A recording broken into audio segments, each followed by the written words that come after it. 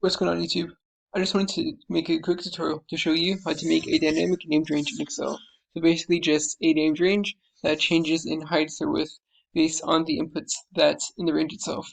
And this is an awesome feature because you can use ranges in Excel. So just say you are looking to do a VLOOKUP. So VLOOKUP, open parentheses, 1 comma, and I have a named range called very cool, and then tab, and as you can see it selects those cells.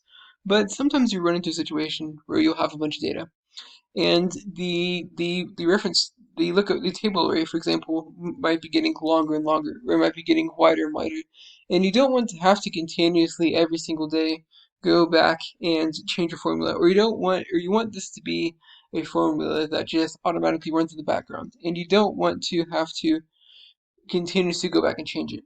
One of the things you can do is you can actually nest a count function inside of the offset function in order to get the range of cells to change dynamically. And also, as a note, the formula is in a description, so go there to find it. To find the examples that I used in this video. So as a note, so the offset function has 5 arguments, with 2 of them being optional. The first one is the reference, which is kind of like the hook or the anchor. Everything else is going to be based off of. The rows is the number of rows that are going to offset, with positive 1 being down 1, negative 1 being up 1, for example. The columns is the number of columns we're going to offset by, so 1 column is 1 to the right, negative 1 is 1 to the left, and the last 2 arguments are optional, the height and the width, and those are there if you want to return a range of cells. So the height is the height of the range of cells that you want to return, and the width is the width of the range of cells that you want to return, but are only used if you want to actually have a range returned in the offset. So to do this, we are going to go to formulas, and then we are going to go to define name. And then we're just going to call this test1. And then here we're going to do use the offset function. And as a note, now whenever I'm doing this, so whenever you are in normal Excel, it's very useful because it suggests formulas, and as you're writing a formula, it will suggest the inputs, and it will walk you through the different arguments as you're typing them out, which can make functions a lot easier. As you can see, as I start typing the offset function, it doesn't, open parentheses doesn't change anything.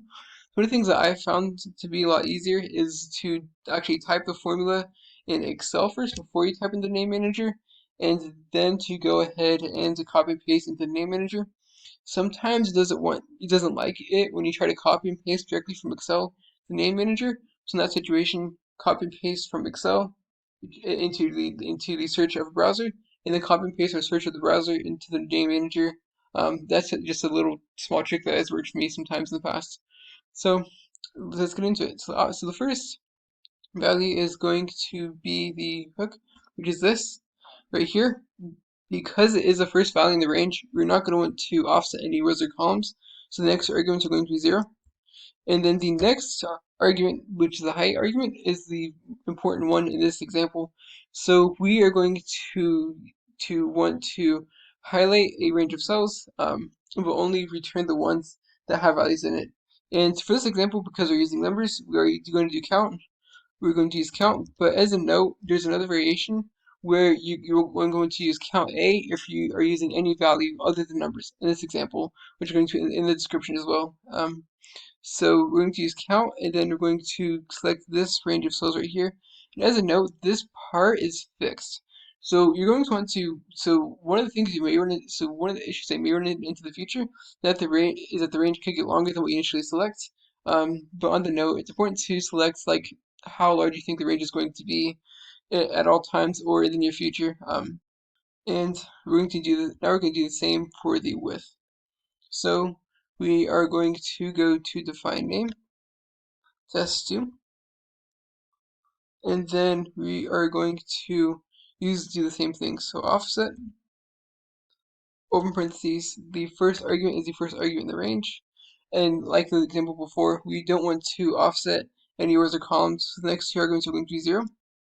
We don't want to return a height, so we're going to just leave that argument blank.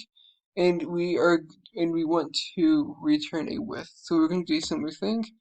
We're going to use the count function, and then because the count function only returns the ranges that are in this, or is only going to return the values that are in the ranges of the cells that we select. So I'm going to do that, and then we're going to do close parentheses, and then OK. And then it says for form is missing opening and closing parentheses. Typo on my end, I should have had another closing parentheses. And as you can see, now when we go to return the range for test 1, for example, initially whenever we highlight over it, it does kind of look like that it's going to return all the values, but if you hit enter, it just returns the values that we want. And as this value changes, so we add 17, 18, 19, this changes as well. And same thing here, so we're going to use the transpose function for this test2, but equals transpose, and then we're going to do test2, then close parentheses, and as you can see, it returns that. And let's just say we add the number 25 to that. The number is added then to that range. But as a side note, kind of as mentioned earlier, it uses the count function of the Counta. So if we type in cool, it's not going to work. So so if you want to, so we can use the Counta function. So name manager, you can go to test2, edit, change the count function to the count, change the test2, edit, change the count function to the count a function. Okay, then close. And as you can see, now that we changed the count function to the count a function, any value that is added to this range instead of just numbers is going to be in this is going to be in the range. So that's nice. And as last note, if you want to go ahead and see the formulas that were used to make these ranges, here they are right here. And I just have some other miscellaneous ranges in here as well too. But the ones that I use are test 1 and test 2. And those are going to be in the description. So I really hope that y'all found this neat Excel trick to be useful. And if you did, please like, subscribe, and comment. Let me know if you have any questions, comments, or concerns. Almost at 100 subscribers, so thank you so much. Have a great day.